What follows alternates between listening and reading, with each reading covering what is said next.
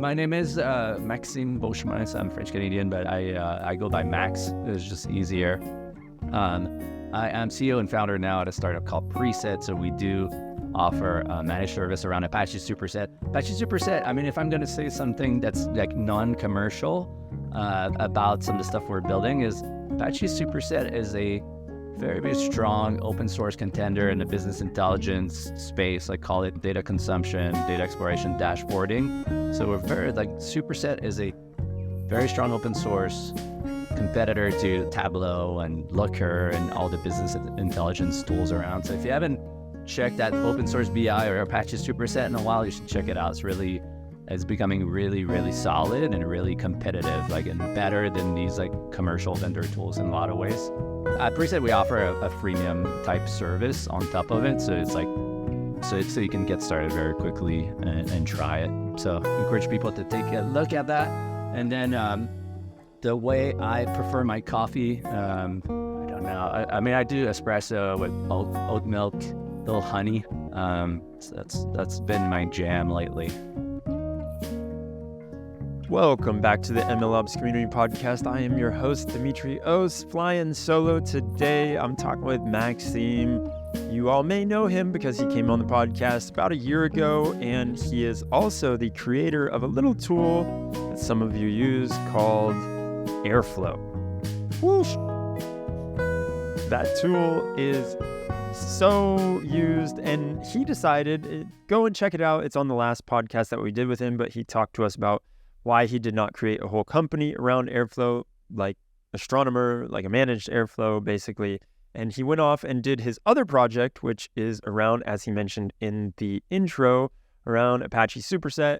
He created Preset, and he's been killing it with that. But today he's here to talk to us about Promptomize, which is a little tool that he created for internal use. And then he said, you know what, this is actually really useful. Maybe I should just open source it to the world. So we went through what exactly Promptomize is, why he decided to open source it, why he open sourced basically every tool that he creates, and also how it can help. And I absolutely loved how Promptomize can help you. It seems like if you are trying to figure out in a very scientific way if your prompts are useful and how useful they are, when you change prompts, when you change different dials, Promptomize can help you view that and see that and create logs. He calls these prompt suites, and he draws the parallel between test suites in regular software engineering. And you have all these test use cases and you have prompt use cases that you can line your code up against, or the different prompts, and you can evaluate models, and you really have your own evaluation and benchmark metrics when you're looking at whether or not you want to use a new model, or if for a certain use case, a certain type of prompt is going to do better than other prompts. It's a space that is absolutely blowing up right now. I know there's a ton of other companies that are popping up in this field because there's pain around it. We don't have clear ways of interacting with the models that are, as Max was saying, super scientific and can give us clear feedback. So Max dives into it, and I think y'all are going to enjoy it. Let's get into it. Before we jump in, one ask from my side, just one. That's all I ask for, is that you share this with one other friend if you liked it. We are here.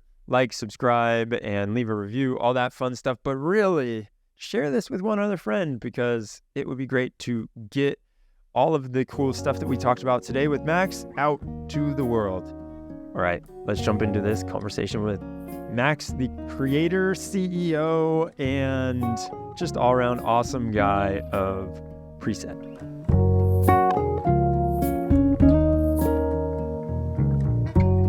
So Maxime, great to have you back. The first time that you were here, you absolutely blew my mind with so much cool stuff. We talked about Airflow and Preset and why you went off and did Preset. I think that was the coolest thing that is forever etched in my brain. And the TLDR, for people who didn't see that first episode, but I highly recommend everyone goes and watches it, is you kind of just said, yeah, but I have more fun doing stuff with Preset. And I really think that's a better challenge that I want to sink my teeth into.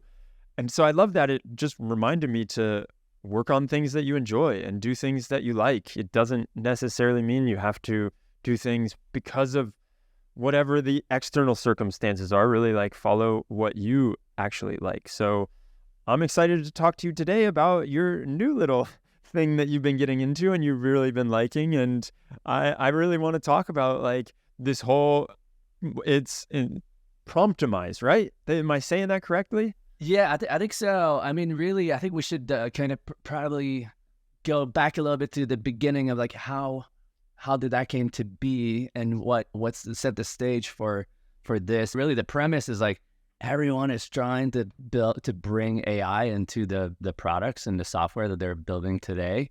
And then how do we do this, right? We have this new beast like the LLMs and they're very like, you can ask them anything and they can answer anything. There's a lot of power to that, but how we channel this power, how we bring that into our products is very, very challenging.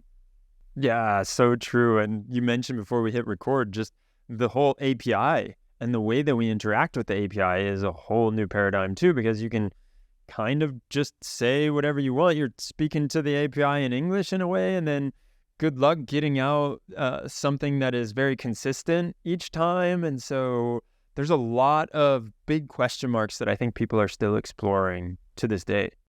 100%. Yeah, if you think about your normal REST API and your general APIs that we've had access to build products so far, it's very, very structured, super well documented. There's a really clear schema as the input. There's a clear schema as the output. Super deterministic, right? You ask the same question 5 times, you get the same answer 5 times. With these LLMs and the GPT type interfaces, you're free to construct your prompt however you want. Now, there's some limitation as to how long the prompt can be and how much context you can pass, and you really got to use that smartly. So that's one of the challenges there. But it's like provide whatever context you want or you feel is relevant in the structure that you feel like is going to be more intelligible to the AI, and then get the result that you ask for. And then you can ask for some structure on the response. It's possible to say like a return using the following format or in less than 200 words. So there's a lot you can do in the prompt to shape the output of what it does, but it's still extremely probabilistic and an open field kind of problem. You're like, where do I even start with this thing, and how do I measure whether my prompts, like, is this prompt better than the previous prompt I had? Anecdotally, it might be, but it might not perform well as some specific sub-use cases. So the whole idea with Promptomize is to bring some of that test-driven development mentality to be able to say, hey, if I switch my prompt a little bit, if I ask a slightly different way, or if I use GPT-5 Turbo instead of GPT-4, how is it going to do at my use cases or my test set? Dude, you said something there that you just kind of glossed over it, but it is very important to highlight, which is the way that we have been doing things when we are hitting APIs, that's been very well documented. But now when you are basically given infinite possibilities of how you're going to interact with the API, how can you even think about documenting all these different edge cases?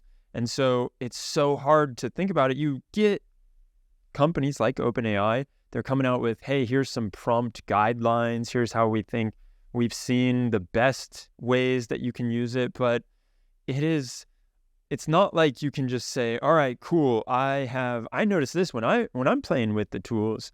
Sometimes I think, is it because the model isn't there yet, or is it because my prompt isn't good enough?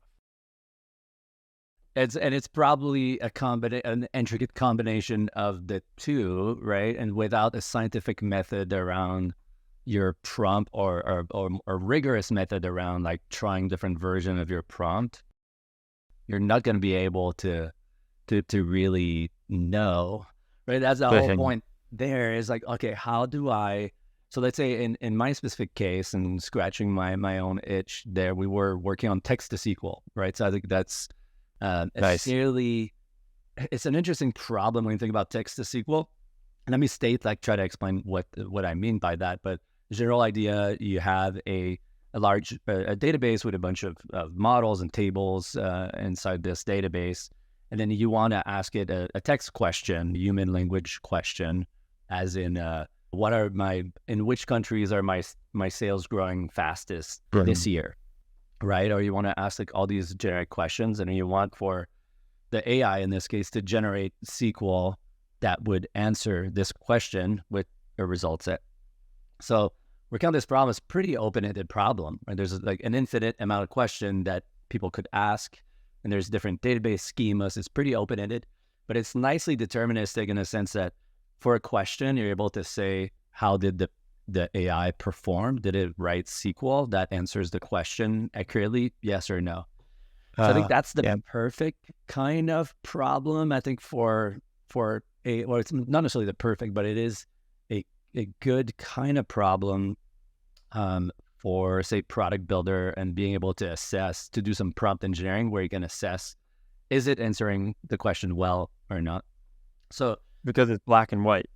Yes, it is like not necessarily perfectly black and white, but it is fairly deterministic. You can say it succeeded, or it mostly succeeded, or it completely failed, right? Did the SQL run? Did it have the answer in it? As opposed to write a 200-word essay or like a 1,000-word essay on the Napoleon's conquests in Europe.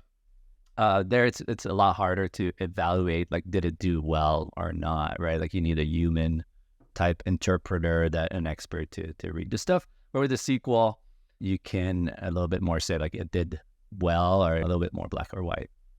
That's a good use case. And then the first thing I was like, okay, working on this problem, I need to build a bank of test cases that are deterministic, right? The first thing I got to do is like find a test set of, say, 100, 500, 1,000 different prompts on a various set of different databases that have different maybe nomenclature, naming conventions, level of complexity, like some might be normalized in different ways. I need to find this test set so I can actually evaluate whether the AI is doing well or not, and then whether my prompt is working, is doing what it should be doing, so I can iterate on it. Oh, I love that. Yeah. I see exactly what you're saying. So basically, you were like, okay, if we can figure out all of these different edge cases, then it's going to be a much more robust system when I am passing it into the LLM. Right. Or if I can have, say, a test set of, say, let's say I have 1,000 different prompts with 1,000 corresponding queries that I believe are right or answer the question well. Now I can go and iterate on my prompt first, right? I can generate a prompt that's like, okay, given these table schemas, right? Like given this database structure, and given these constraints, can you answer the following question, right? Like, what are my sales by department, year over year growth, and then I can iterate my prompt. I can run this test suite systematically, and I can get a report that says like, oh, this version of your prompt is 72% accurate. And I can point it to, say, a different model, maybe a different GPT model, or the latest whatever Facebook is coming out with, or Databricks, or these open source model, and I can run the same test suite with the same prompt and say which one performs better, or even more interestingly too, where does this one fail and this one succeed, and where the opposite is true too, and try to understand why and iterate over that prompt and the selection of model. So the first thing that comes to my mind is, how does this interact with a vector database? Because it's like vector databases have become the unsung hero of prompting and the LLM movement, right? Right. So what's interesting is that a little bit the same way that you think of a testing library. So if you think of like, what does this solution that I call Promptomize that I created, it's really just a place where you can express your test cases. I call them prompt cases, but input prompt. I love that. An eval function, right? So you'd say, okay, for this question, for this input question that the user may ask, here's the eval function. So you provide this testing library with your own prompt engineering toolkit, right? So you might use LangChain if you're familiar with that, where that's a comprehensive little super useful little Python library to interact with OpenAI and craft intricate prompts, right? So you have these templates, you can do chains of prompt, you can create agents, so you can do with LangChain. My little library, all it does is allow you to express your test cases, a little bit like PyTests, right? Or these like very simple library where you just write your unit tests, and then you're able to run your suites of tests. So my library is not a prompt engineering library per se, as much as just like a prompt engineering testing toolkit and evaluation toolkit. Oh, I get it. Yeah, okay. And that's where, now it makes complete sense where you're saying, all right, this one is 75% useful, or this prompt is this good, but then when you point it at a different model, it holds up much better or much worse, et cetera, et cetera. And so you can effectively know these things in a much clearer way than if you're just kind of evaluating from looking at the answer. And that's really hard to scale. If you're saying, okay, now let's see, if I want to do these 200, how can I evaluate all of these? Well, if you set up this Promptomize test suite, then you can know that right away. So you can do it. It brings some of the mindset of if you're familiar with hyperparameter tuning, ML, I'm sure certain you are in the audience, is really often you want to train a whole like matrix, like multidimensional matrix of model, and then compare how they're performing against one another, right? So if you can kind of think of like this mindset of, I'm going to try different prompts maybe against different models and with different parameters, right? So you can do that easily with Promptomize because it's all test cases defined as code. So if you wanted to say, I want to run this test suite against these 5 different models with these 5 different parameters for temperature, with some variation on the prompt itself. It might get a little expensive on the API cost if you run 1,000 tests and you do multivariate big matrix of tests, but it enables you to do that and to produce these. That's what VC money's for. What was that, sir? That's what VC money's for. That's it, exactly. But yeah, so you can produce these reports for each test, for each prompt suite that you run, and you'd be able to say like, okay, this combination of parameters is the one that performed the best, and here's where maybe another model really succeeded and this one failed, right? Like, give me some examples of compare these two reports and tell me how GPT, say when it comes out, GPT-5 is performing against 4, right? Is it better at? What is it worse at?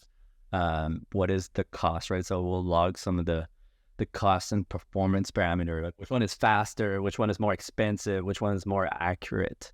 This sort of things, right? So it allows to bring this more deterministic scientific method to something that's super mushy, right? We talked about how these APIs are like, there's no structure. You can do, it's an open playground. You can do whatever the heck you want. But then you're like, okay, if I write important in caps in my prompt, how does that affect? Does that change anything? What does it change? Yes. Oh, I love it. And I completely see the vision of, hey, let's make this much more scientific so we can at least measure one against the other, because we're not quite sure right now what each word is affecting when it comes down to it. Is it actually helping my prompt? How much is it helping the prompt, or is it hindering it? And so with this, effectively, you're saying, yeah, you can see that in a very clear way. Yeah, you can have a full report of like for each test case, how it performed versus the other one. You can get the summary result. You can push your reports into a database and run SQL against it to get really intricate. So it brings rigor to like testing your prompts, producing reports, and then allowing you to evolve and iterate on that. No, you talked about like say vector databases, and I dodged the question a little bit. I'd love to get into that too. But the first thing is like, should you use a vector database? Yeah, probably if your prompts, if your context window is limited for the kind of use cases you have. But how would you let's say you're like, all right, I'm going to do the work. I'm going to set up my embeddings, and I'm going to hook up like Pinecone DB or whatever it is, right? And then push my documents and do some proximity search on these vectors. Then you do all this work. You're like, wait, does that perform better than my simple prompts that I just had before?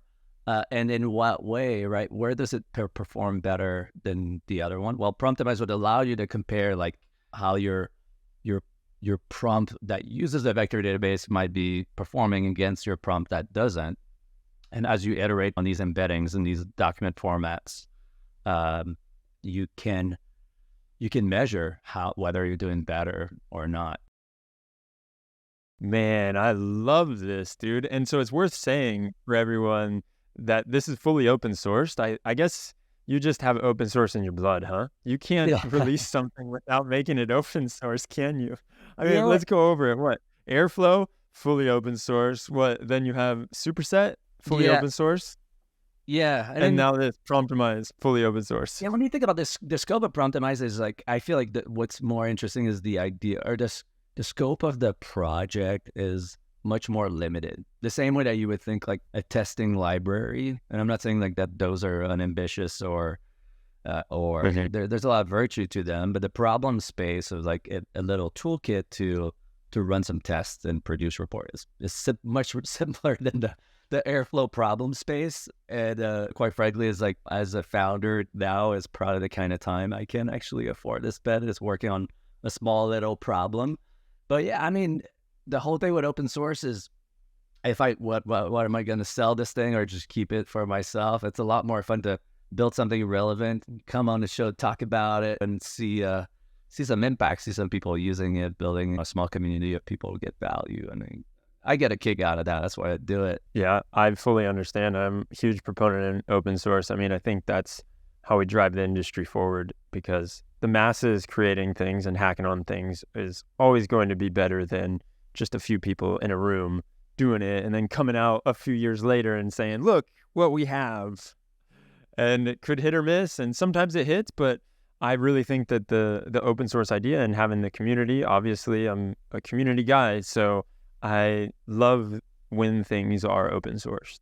But how do you feel if we take the tangent on the whole, like, should we open source the full power of AI, right? There's been a lot of recent debate on, like, if we think that, I forgot what the stat was, but it's like 80, like it's more than half of the ML practitioners or the specialists in the space think that there's a 20% chance or greater that AI will destroy humanity. And then clearly open source in an area like that, where people compare it to nuclear kind of technology, to say like, should we open source nuclear technology? Or I don't know. I haven't really formed an idea on as a pro open source person, but certainly think there's some seems like there's some potential danger. There are some lines. I think if you take it like down the negative spiral, then yeah, it's true.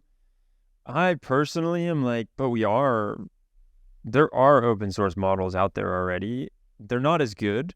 It's pretty obvious that like what's out there on the open source market is not as good as ChatGPT or GPT-4. That's pretty clear right now. Whether or not that's going to change by the time we release this episode, that's yet to be unseen. I think that it's coming up pretty fast, and there's a lot of people that are trying to create things that are just as good. I am a huge proponent of open source, and so I'm going to say yes. And the way that people use it, I think you can still use ChatGPT in a very nefarious way. Also, it's just that for some reason, people think that the overlords that oversee ChatGPT and OpenAI, they can fix things when they break, or when they see like, oh, there's a loophole that someone discovered and now they're going to fix it. But potentially a lot of harm can be done before that loophole is discovered. So I'm a fan. Yeah, there's getting to danger everywhere on open source and not open source. One scenario that we dodge somewhat is, it's not obviously dodge, but like if OpenAI was called closed AI, and they had found this amazing technology, and instead of, creating ChatGPT and making it accessible to the world with guardrails, They could have done like, hey, we've got this secret internal technology and we're going to hire a bunch of people that are twice as productive given our proprietary tools, right? And we're just going to use our own technology to better the cause of this company and not the world. And instead, they took the other decision of kind of getting the animal outside the box and forcing everybody else to catch up, which is kind of interesting. Well, I mean, yeah, you can look at Google. They kind of did that, right? They've had the technology behind closed doors, and they didn't really release it to the rest of the world in a way that OpenAI did until they had to. And I mean, yeah, I guess the thing goes back to like giving it to the masses and creating a community around it, whether or not it's open source or not. They saw how many different applications could be used with this. I think I know a friend of mine who worked at Google, and his main job was figuring out how they could use these large language models for what use cases they could use them internally on different Google products for. And this was in like 2018. And so that was his whole job, is like talking with the researchers, being like, oh, you've got this. Okay, this does that. Okay, cool. Let me go talk to product managers and figure out if we can inject this feature into the product. But then when OpenAI came out with the ChatGPT revolution, all of a sudden we see people hacking on top of it, and you see there's a million different use cases that people hadn't thought about, right? Yeah, it can assist pretty much anyone doing anything. That's what we're realizing. Yeah. Anything that is like encodable and language-like structure, it can be useful in assisting people with, which is like infinite and like use cases, right? It's just insane to see where this can be applied. Even for you and I don't know if you had the same experience over the past, like since December, but for me, it's just like I'm throwing different things at it. Like now it's becoming almost first reflex to be like, oh, let's see if GPT or ChatGPT can help me with this. And it certainly is going to fail at this. And it's like, oh my God, it's actually like really, really great at assisting me at all sorts of things. Which has been like, it's been kind of crazy to experience that. Be like, oh, let's see how good it is at writing SQL or answering this question or debugging code. Yeah. Ideate on complex concepts. And it's or teach me Spanish. Shit. Yeah. Like anything from that. Yeah. I do like that generalizability of it. But getting back to like Promptomize, I think that's one of the things where it is fascinating, because you talked for a minute about this test-driven design that we traditionally have in software, and now you kind of came out with a different approach, and you're calling it's like prompt-driven design, I think, or what is it called? I loved this idea. Yeah, so it's like test-driven development as applied to our prompt cases. I think. So that we have test cases, we have prompt cases. Yeah. It's interesting because test cases are there's a lot of parallel, and invite people to check out the blog post talking about all this. And I'm trying to draw parallels between test-driven development and unit testing and prompt engineering. Then there's the hyperparameter tuning angle too. So it's not exactly the same, but a prompt. In a blog post, I list out the similarities and the differences between a prompt case and a test case. And one thing is like a prompt case, a test case is clearly like black or white, like 0 or 1. It's a Boolean. Like, did you test did you succeed at the test? And if the test fails, you break the build. You don't let people merge into master, right? Like that's just like very much determined what happens if you fail the test. And prompt engineering is like 0 to 1. It could be like, you 50% succeeded the test or 75% succeeded the test. And a failure, you don't expect perfection also, right? Like you expect that all you want is for your prompts to perform better than the previous prompts for you to release them into production. So there's some parallels, some differences, but you need some reporting, you need some sort of accounting on like how are your tests succeeding, failing. So yeah, interesting set of parallels, but a lot of differences too. And I'm assuming that you're also using things like the temperature, and you're tracking everything, right? Like everything that goes into the prompt is being tracked. Yeah, pretty much. And you can augment the reports and what right. So you derive a class that is expected to take some input and generate a prompt, and you attach evaluation function to this. I've got a pretty good example on the repo to under example. Build a little toolkit that does that generates prompt to write simple Python functions, right? So a prompt might be like, generate a function that gives the nth number of the Fibonacci suite, or write a function that finds the lowest common denominator of two numbers. And then, so for each one of these text prompt, there will be an eval function that assesses whether, it might assess like, if I pass these numbers, do I get this number out? And all the mechanics of like getting this function parsed into an interpreter is off the library in some way. Like that's your own logic that you bring to the library. But the Promptomize prompt cases would be maybe 100 simple function prompts with little eval function that makes sure that it's running well. And then when you derive that class, it's pretty easy for you to log more things. So by default, we're going to log all of the OpenAI type parameters like temperature and how long it took to answer, how many tokens were used in the prompt, right? So we keep track of all of these statistics and put them in a blob, but you can augment that blob with whatever is relevant to your prompt, right? So you can log your own type of information you want to keep track of in your reports. Man. Here's an interesting thought.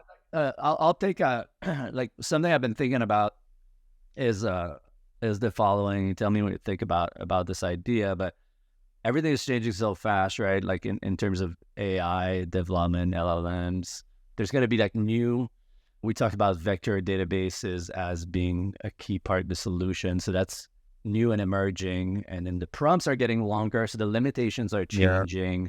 The costs are getting cheaper. Now there's all these open source models emerging that have different constraints. So everything is changing really fast. Hey, I'm Vishnu. I'm a data scientist at First Hand, and I definitely think that you should subscribe to the MLOps Coffee Sessions podcast. It's the best podcast out there to stay on top of what MLOps actually is, to talk to the true thought leaders in the space. And oh, by the way, Demetrios is absolutely hilarious. What a weird guy. You should definitely subscribe to the podcast.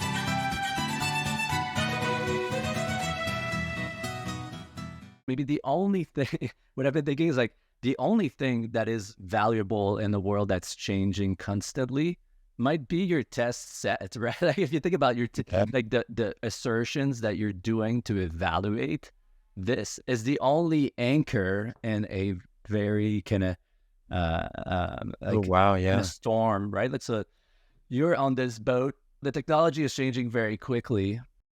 And it's really hard to evaluate what you should use and how you should do things, which model you should use. And maybe the most valuable thing in those times where things are changing so fast is the anchor that tests how well you're doing, right? Your prompt cases, your test cases.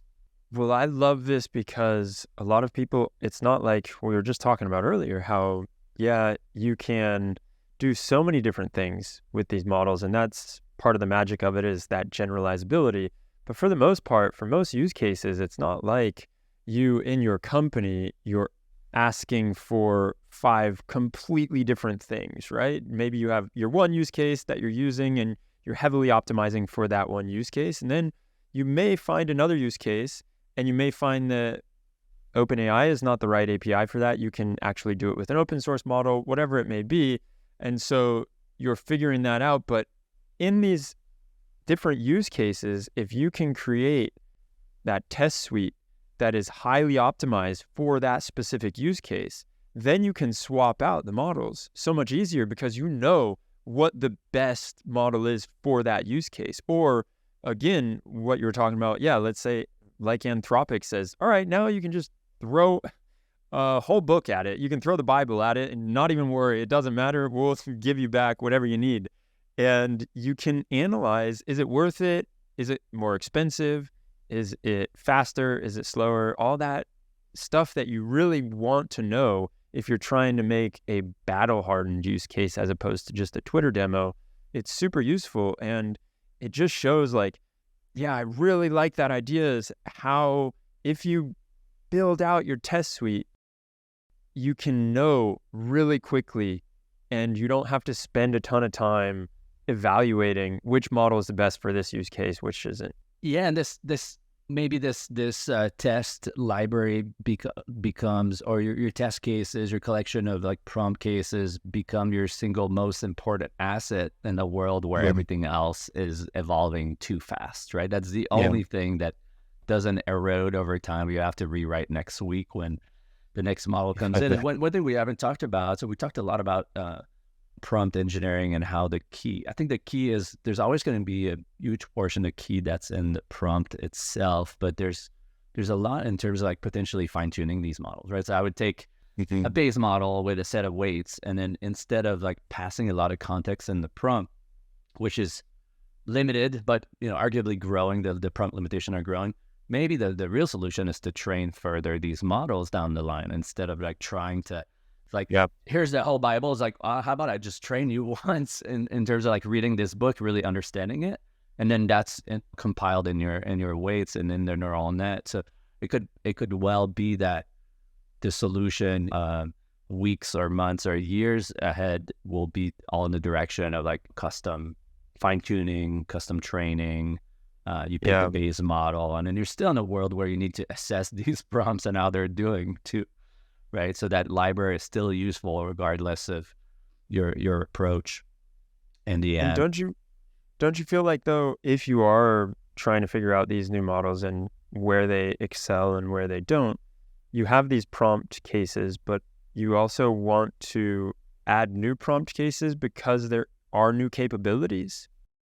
Certainly. So I think so I talked about it like a super important asset if you're solving. Call it a subset. You take these generalized model, you take a more limited problem like generating Python functions or doing text to SQL, and that test library you can totally augment to be better and more representative of your actual user cases. And what I realize is like actually AI is really good at generating these prompt cases. So one thing is like, should they be defined dynamically by an AI? Should an AI evaluate the AI is a question. For me, I like to have these test cases like defined as code and static and being very deterministic, because we're trying to create some deterministic, more deterministic outcome in this super probabilistic world. So if it's like, this AI is going to evaluate this AI, and then you're still in that realm of like, I don't really know what's happening. So there, I like the idea of like writing those as code, right, and putting them in a repository and evolving this code base or this library of prompt cases. What I realized is you can take, say, 10 example, you do a few shot example of like, here's 10 test cases. Now can you generate 100 more? And it will do that pretty well too. So the AI can help you come up with this library. And the example I had for the Python, I think for the Python use case, which is a prompt, a toolkit that allows you to ask for the AI to generate small Python function or just like deterministic simple Python functions. I wrote like 4 or 5. Can you write a function that determines whether it's a prime number, if the number is prime or not? So I wrote 4 or 5, and I was like, here's 4 or 5. Can you generate like a dozen more? And it did a really, really good job at that, including the evaluations methods. I generated Promptomize code using Promptomize code and created these really great prompts that then I put in the repository and was able to use in my test suite. So there is something that it's kind of changing gears, but I do want to mention, because we've kind of been dancing around this for the whole last 30 minutes that we've been talking, and it is all around how what you've created, if you can monitor the speed and B, cost. Those are some of the biggest things that people talked about when we did the LLMs in production survey that we sent out to a ton of people. And it was like basically speed, cost, and trust in output, or how can I know that it's not hallucinating? Yeah, accuracy in quotation marks, exactly, hand quotes, because it's a weird accuracy one. And so you effectively are, with this test suite and the prompt suite, you can help measure all of this. And you mentioned before that you can kind of bring up a dashboard and see what it is. Is that with... Let me talk about that a little bit. So what the library does at its core is it will run your tests, your prompt cases for you. Right? So it offers a little bit of a DSL, like how do you define a prompt case? So it's something as simple as like what's the input and what are the eval functions for that input. Right? So that's that's a way to express in a very like nice and syntactic sugar way, like the same way that you have like these test suites, so you can like very easily like represent your test cases as code. And then it will run them for you, run the eval function and produce a report. And that report is in the form of it's a little CLI application. So it's a little CLI. You're like, hey, okay, Promptomize, run, find all the tests in this folder and run all the tests and put the output report in some sort of temp file, some sort of YAML file somewhere. So it will output a YAML file for each prompt case with a bunch of statistics in it. Right, so these statistics are not even statistics, but just like logging essentially of like how each prompt case did. You can add some categorization of your prompt cases, right? So you could have like complex functions, simple functions in Python. So you come up with your own categorization of things. You come up with your own weights. You can say this test is like 5 times more important than the rest of the test. Or this one is less important. There's weights. There's categories. Don't fuck this one up. Whatever you do, don't. Yeah, this one is like 100 times more important. If this one fails, you could add more semantics eventually too. You could have a category that says like, if it fails, never, right? Never publish the library. Call it like the kill switch. But yeah, so it produce this big YAML report, and then given these like YAML reports, you can do with the CLI compile some high level statistics. Things like, what's the percentage of success with the weights? But better, you can push all these statistics to a database if you want to. So that's pretty easy to just push these YAML reports with what is the prompt case, what was the input prompt, what was the output prompt, did it succeed or fail, how much does it cost, how much did it cost to run, how long did it take to run in OpenAI, how many tokens did it use? So all these tokens are in a YAML report. You can put it in the database if you want to do more complex analytics on it. But I think the CLI, you can write Promptomize report, pick a YAML file as input, and ask for which statistics you want out. And right now, we'll just compile and tell you, like, this test suite ran better than the success rate is higher than this other one. I think there's more work to be done there. So right now, it pretty much just logs the into YAML, but it could do more things like diffing two outputs, right? Maybe you run this week with a prompt or with, say, GPT-4, GPT 3.5. Now you want to say, give me examples where one succeeded and the other one failed, and or vice versa, to start understanding like, oh, it does much better at this kind of tests, and here's why. Yeah, well, we see it all over social media, right? There's all these benchmarks on this model did this, it performed better than GPT on X amount of questions or whatever. But for most people, that doesn't really mean anything because you want to test it out against your use case. So it's very much like what you're saying is, hey, we can basically give you your own benchmarks, and then you can figure out what works for you. Yeah, it's a methodology for you to create your own benchmark, really, right? For the things that you're interested in.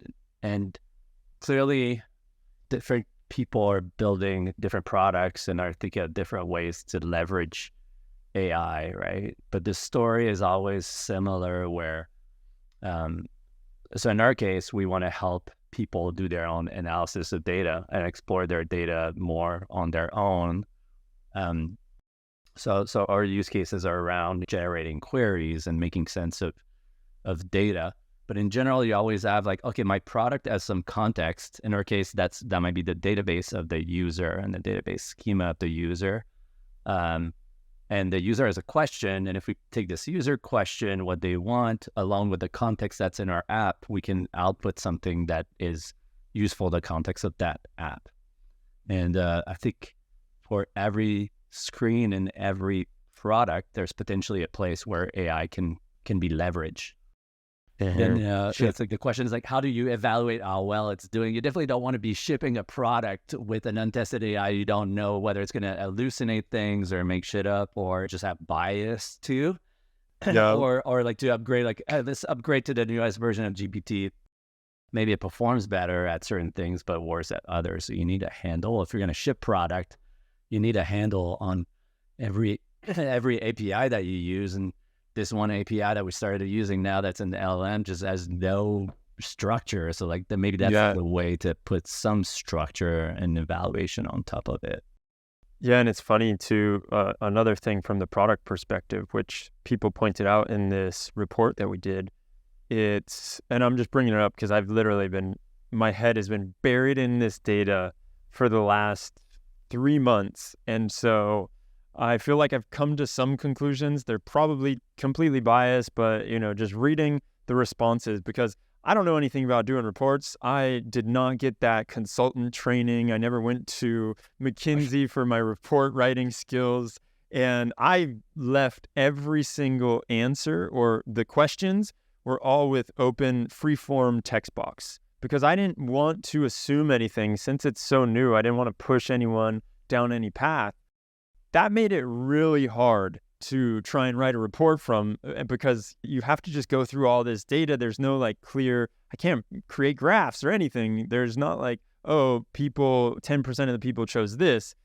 And so getting back, a little bit of a tangent there, but getting back to this, one thing that people were noting is that, yeah, I can add AI to my product, but at the end of the day, is this AI feature sufficiently going to add more value to the end user so that we can charge more and cover the cost of how much it costs us to implement this AI feature?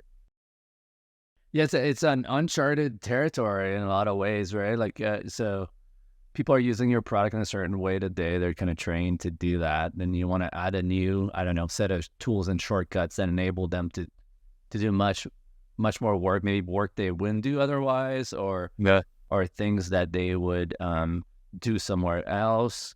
And then you're assuming that this is going to be useful, and how do you measure whether it's going to be? I mean, it's a tough one. I think the only way to know is to add a feature flag in your product, bake it in, and then do some user interviews after to launch it, and then private beta, and then look at a mix of user feedback from humans, like sit down with them and be like, oh, so you've used this feature quite a bit. Do you like it? And there's like emerging usage pattern too that you can't predict. Like to your point earlier, we're talking about, we launched ChatGPT, or they launched ChatGPT. They didn't know what to use it for. And then all these use cases are popping out in the wild as people are trying to figure out how to use this thing. And they find intricate ways to get value that you and I can never think about.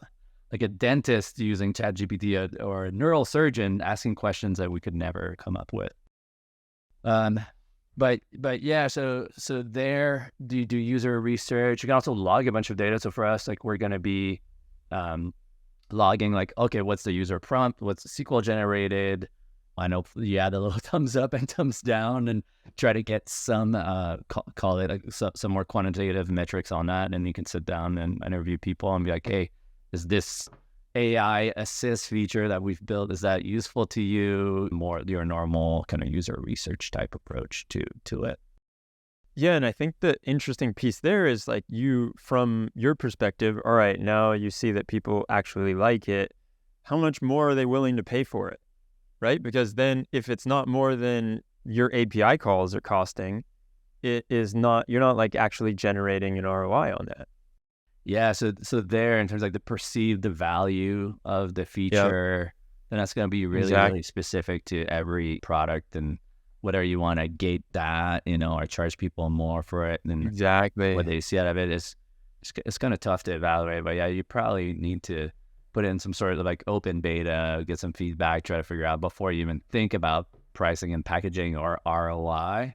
But the intuition is that, I think everyone's intuition is like there should be ROI here, and then we can't afford to miss that boat as a pretty big feeling in the industry. Like I would say, like every PM who's not thinking about this right now is probably kind of potentially missing a boat, and it would be unreasonable to not think about how LLMs can augment your products today. Yeah, 100%. And so a friend of mine told me when I was talking to him about this very thing, he was like, yeah, I mean, at the end of the day, you're just going to have to tally up the cost of using LLMs to COGS. So your cost of goods sold, basically. And so if it works out, if the math works out, then it works out. But if it doesn't, then you got to figure out how to make it work. But it's cheap though, right? Like if you look at, I mean, maybe if you use like GPT-4 with the longest prompt possible, or if you run your own infrastructure, it's expensive. But like this stuff is like pennies a prompt, right? So unless you're doing like crazy chains or recursive prompting or very, very large input and output, I think it's like you could never run, and don't quote me on this, but it'd be hard to run a bill on GPT 3.5 Turbo, right? Like it's like pennies per call. So unless your product is doing, if there's a user interaction, like user clicks a button and gets a prompt at a penny a call or sub penny a call, it seems like commodity. Yeah, it's hard to run up a gigantic bill, I guess. But I mean, I wouldn't put it past some people in teams to make that work. Yeah. People will build fat bills of OpenAI is going to be making some money off that API, that's for sure. Yep. So there is one kind of elephant in the room that I want to get to, which I've heard other people talk about, and seems like you're very bullish on prompts. But I do know people that talk about how they feel like prompts are an artifact, and they hopefully are not the end state on how we interact with LLMs. I cannot think of another way that we would do it, but it feels like what we've been talking about, English or like speaking or language in general, a written language, is a lot more difficult it just has a lot of downsides that coding and the deterministic ways that we interact with computers don't have. That's not to say that we're not necessarily going to go back to everything being coding after X amount of time because we realize that this is so hard. But when it comes to prompts and interacting with large language models through prompts, is that the end state? Have you thought about what potentially is next? I mean, the way I think about this question maybe is like between like specialized model versus generalized model. And then like these LLMs they're proving the power of these generalized model and the power of unsupervised training using text and language. And that's a new API that we're trying to tame and control with prompts and prompt engineering. If you look at more traditional like machine learning type model, you have like these very, very specific use cases, right? You prepare a data set that says like, is this or at a classic use case, you take the examples of like, given the features of a flower, tell me what kind of flower it is, and you train this model on the specific use case of like, given these like 6 input parameters, predict which kind of flower that is. And in some ways, that's where we came from these, like, they call it specialized models. So these specialized models, I think, are still extremely powerful, like whether they're neural nets, trees, forest, linear regression, like whatever they are, they're useful, and they are they have kind of a very clear API, right? Like when you Yeah, think about those, they have very clear API. Now we should have this new world of like generalized AI, not AGI, but like, generalized AI that are just good with language. It's a new beast for us to tame. And then clearly like the, prompt engineering is the way to do that. Though I don't think people realize just how much you can do with prompts, right? Like, so one thing I discovered is you can ask for structured output. You can say like, hey, I'm about to ask you a question to generate SQL, but I would like for your output to be a JSON blob with one key that this is a SQL query, another key that is your confidence level from 0 to 1 on whether this SQL answers the question. Another key is some text feedback as to hints to improve my prompt to get a better answer from you, like ask for clarification type input. And you can ask this AI through a prompt to provide a structure in its answer. And that's been working very well for me in GPT-4, right? With few shots examples of like, when I ask you a question like this, I want to answer it like this, formatted like JSON with those keys. Here's 3 examples. Now here's the question. You tell me, provide this similarly format JSON blob. And so you can ask for structure in the answer, which is great. Then how do you structure the question? How do you best provide the context to get the AI to help with your use case? That's, I guess, that's a big part of prompt engineering too. But the interface for LLMs is going to be language. It's just got to be it, Yeah. Then there's a question, maybe a question going back to you is like, which real life use cases, percentage of real life use cases are going to be solved by specialized model versus generalized model? I think everyone's perspective on that changed over the past 12 months from like, it's all going to be specialized. Now it's like, it's all going to be generalized. Like there's probably a medium there somewhere. Yeah, exactly. That's the funny part, right? Like it feels like every day that we move forward, we're going into this, it's generalized, but they're smaller models. And so, and we went to the generalized, but then we're saying, but now it's probably going to be a lot of generalized models. And to your point earlier about the fine tuning, if you can fine tune a large language model that has a certain ability, but then you can add a little boost on top for your specific use case, and then you have other use cases that you can fine tune for, it's probably a lot of those fine tuned models as opposed to one big one that you're trying to fine tune with everything, right? Right. So yeah, I talked to some folks around this specific topic because I was interested in, instead of like doing a lot of prompt engineering, I'll get a little bit deeper into the text to SQL challenge that we're trying to solve. But text to SQL, you can have a database that has tens of thousands of tables in it, right? And then people might ask a generate question on data. Then the challenge becomes, okay, there's a lot of private context here, which is like all the data schemas inside the user database. And clearly that doesn't fit in a prompt, right? Like you cannot say like, here's 10,000 tables, the schema of 10,000 tables with their sample data, usage statistics, descriptions, and comments. Like, here's 10,000 tables. Now, can you generate SQL that answer the simple question, what is my net sales this year? So then with vector database, we try to do document retrieval to best construct the prompt, that is likely to have the context for the AI to provide the answer. Then the other approach, like, can we just fine tune a model? Can I just train the model? I create a corpus of 10,000 tables, and I'll throw my DBT pipelines, my Airflow DAGs, my data Notion pages, and whatever else into this corpus. I'll fine tune a model that will have the full context of all my data catalog and more, right? Data catalog, data pipelines. Then I was like, okay, can I do that? I spoke to someone at Mosaic. They work on something called GPT-4All, which is like one of the open source model. Probably a great person to talk to.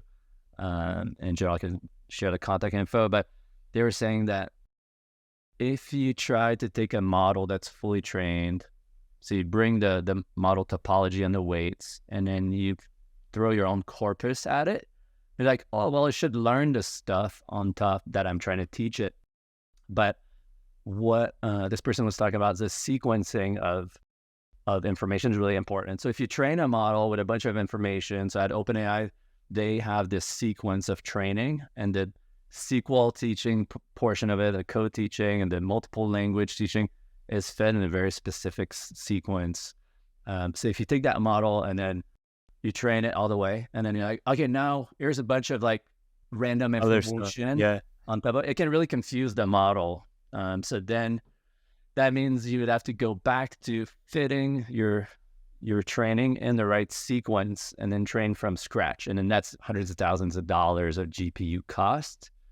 And otherwise you deal with these issues of like kind of memory scrambling. I forgot what they're called officially, but like if you try to take a model that's fully trained and like, by the way, here's a bunch of extra information that is relevant to me, it might forget things. It might kind of just like mess up the weights and the neural net. So we're looking for some improvements in those areas too. Can you fully train a model and then specialize it, tune it later in the process without confusing it out? Mm-hmm. Yeah, I think that there's so many open questions on that, like which is better and for what use cases is it better for? And so it makes complete sense. Here's the thing too, like for me, if I'm like, okay, well, I should build a fine-tune a model for each one of my customer at preset. Yeah. You want isolation too. You don't want for one customer to be trained. Talk to compliance. There you go. Now we're getting to compliance and privacy, but like, then that means I need to fine tune a model for each one of my customers and serve a different model for each one of my customers. Yep. And the air-gapped way is rough, right? Like if you want to do that today, I think you can do fine tuning at scale in OpenAI, but fine tuning the way it works might not be the way that you want it to work, and it's not quite there yet, right? So maybe a year or two from now, then it becomes really easy to fork models and fine tune models in different ways. Like today, it just makes a lot of sense to do prompt engineering if you're a small and mighty organization moving fast. You probably just want to spend some cycles doing some prompt engineering and then hitting the OpenAI API. That's probably the most reasonable approach. If you start getting into fine-tuning your own models, you're entering potentially a world of trouble. Not a world of trouble, but a world of like increasing investment, like to get to value or complexity. Do a lot more engineering. Yeah, totally.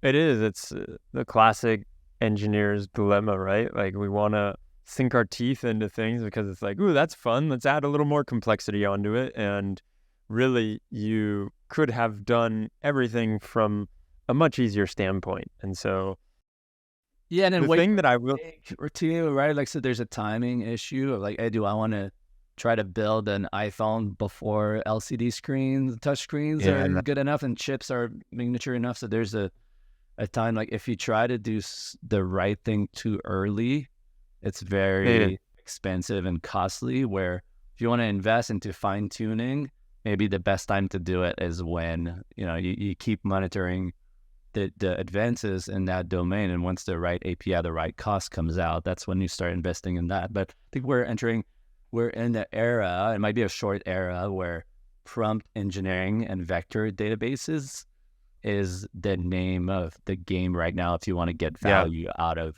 LLMs, is really where you should spend your cycles from my own personal perspective. Right? Fine-tuning, 100%. I think we might enter the era of fine-tuning in a month or in 6 months and 12 months, who knows? Yeah, it's hard to gauge that, right? I know people are excited about the Q-LoRa's that are showing promise, but it is true, like, hey, build for what is here today.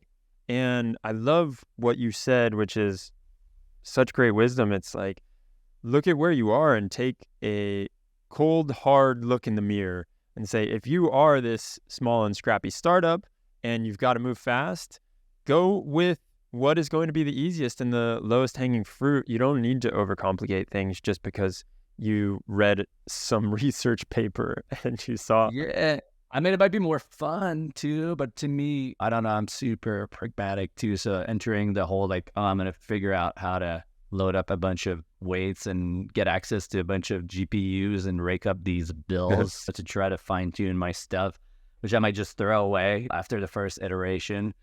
and start over, it seems prohibitive in this phase. It's much more like the pragmatic approach of like, I'm trying to fix myself a meal, like what's in the fridge. Like, I'm not going to go to the store. I'm not going to go to a specialized grocery shop or order stuff online. I'm just really trying to cook something what's in my kitchen. Yeah, for sure. I mean, if it's possible, right? Because I know there are people that are sitting at companies, and whether it's because of GDPR issues or because of company policy or regulatory issues, they just can't say, all right, now I'm going to hit OpenAI API. And so they got to figure out workarounds. But I will say this, you mentioned something before that I thought was hilarious because I've been meaning to say it for a while now, and it's what did you call it? Like random scrambling or something? These terms. I don't know. Yeah, I don't know what the terms are, but I got to give it to the researchers because every time I hear a new term that comes out of the LLMs or just the machine learning researcher community, I'm like, man, that is such a good term. First of all, we've got hallucinating, right? That is epic. And I created a shirt. I'll have to show you sometime. It says, I hallucinate more than ChatGPT. And I thought you would like that one. Yeah, I thought you would. But then the other term that I absolutely love, and I'm trying to figure out if there's a meme or a shirt to create around it, is the whole idea of catastrophic forgetting. And it's like, oh my God, can you make something sound so epic? I mean, catastrophic forgetting. Give me a break. Yeah, that's right. That's the term when you teach new things and it forget, like so much so that it forgets something that's more important. Like you would try to teach a new language on top and it would forget Spanish or like scramble it with some other language. Forever. Yeah, exactly. Can't recall it anymore because of the sequence of event or something like that. But, you know, another thing that I think a term I've been using to describe LLM is like amnesiac too. So it's related to catastrophic forgetting, but these models, and I thought I figured out early on when they came out, I'm like, how do these things work? But they're immutable models, right? They have they're trained once, or you take like GPT-5 Turbo, right? Like it is trained once, it is completely immutable. It is trained as of like 2021, the fall of 2021. It knows nothing about what happened after. And then that is like, well, but it recalls, like I'm having a conversation with it and it remembers what we were talking about because it tell me more about that and it knows. But that's just because at every request you pass the context, the chatbot receives the context of the current session, but it has no recall. If you go past that prompt window too, so if you have a long enough conversation and you ask ChatGPT, hey, what did I first talk about when we started this session? And it's outside the token window. It's like, I don't know. There's no way for me to know. Of course, like now they're looking to train. They're going to train and fine tune their models with the chat sessions that we're having today outside the API. At least at OpenAI, they're doing that. But these models are amnesiac. They have no recall, no memory. So you have to bolt that on top through context and prompting. Yeah, that is something that when we had Mate on here from Databricks, he was talking about how much of a crapshoot it is when you do decide, hey, I'm going to go and train my own model, because you are training for 40 days or 60 days or however long. You're spending a ton of cash, and then you're kind of like left with whatever comes out. You can't just go and say, all right, now we've got this basic edition and we're going to make it like 100% better. You have a model that comes out and there's not a lot that you can do if it's a shitty model. I think you can load it back in memory. So, right, you can extract the topology of the network and then the weights, and then you can fine tune, I guess is what they call it. You can feed it more corpus. But then I think the sequencing matters, and there's this like issues with catastrophic forgetting and just scrambling, catastrophic scrambling, memory scrambling. So it will like it's likely to really weigh the stuff. I mean, like you and I, right? Like what we last heard about, the last input we got. The recency bias, the recency bias. So we'll have that in the training. I think people are looking to kind of fix that, because otherwise it's true that if, to Mate's point, like you have to go back and retrain the whole thing on a cluster of GPUs for 6 days or for 40 days, then it reminds me of the world of like very slow data pipelines on MapReduce. It's like fire, and like you run the job and then it's going to take 24 hours to run and you just hope it's not going to fail towards the end. If it does, you're like, the cognitive weight of that, right? You start many of these jobs because they take forever.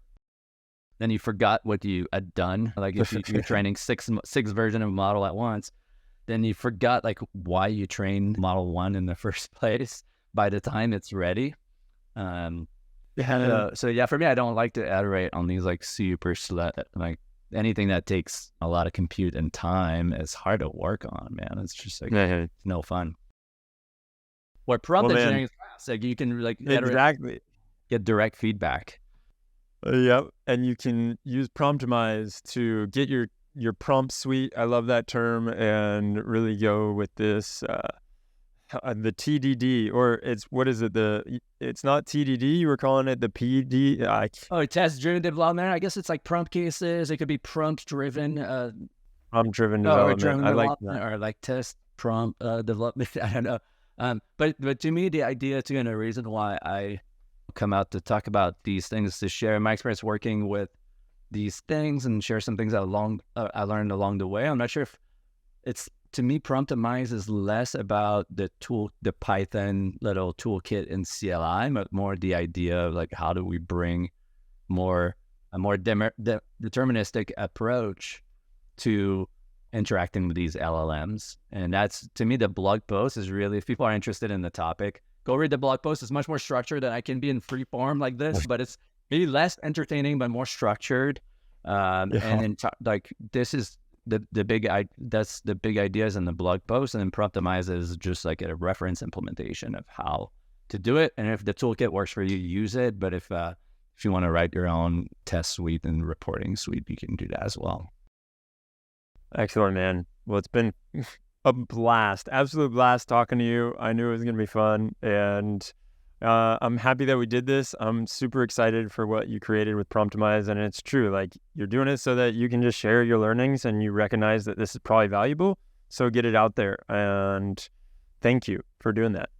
Yeah, it's great to share. It enables these kinds of conversation too, right? So it's like I was able to write a blog post, create a little toolkit, and then that gives me an opportunity to connect with people and talk about this topic from experience, get input from others, and compare notes. So it's been super exciting too. I gotta find a community of like the community of people that are building. If you have any input on that, like people trying to wiggle and jam AI into the product they're building. I don't know if those communities exist, but if anyone in the show notes have input on that, I'm looking to and get closer to other people that are trying to figure out how to bring the power of AI and LLMs inside the product they're building. Yeah, like the AI product community. Yeah. And yep, I love it. I mean, by the time we release this episode, your talk from the LLMs in production conference that we're about to have next week, so this will date when we're actually having this conversation, that'll be out too. So if anybody wants more of you, Maxime, they can go find that. We'll link to that too in the show notes. So this has been awesome, man. I really appreciate you coming on, Rick. Love to connect. I don't know what we're going to talk about next. Yeah, last time we talked about data modeling and how we can use data sets across ML and data engineering or analytics in general. Now we're talking about prompt engineering. So who knows what it's going to be about next time? Yeah, exactly. And that wasn't that long ago. That was literally like a year, 9 months ago, or a year probably. So it's funny how things move. Yeah. This is Skylar. I lead machine learning at Health Rhythms. If you want to stay on top of everything happening in MLOps, subscribe to this podcast now. Now. Now. Now. Now. Now. Now.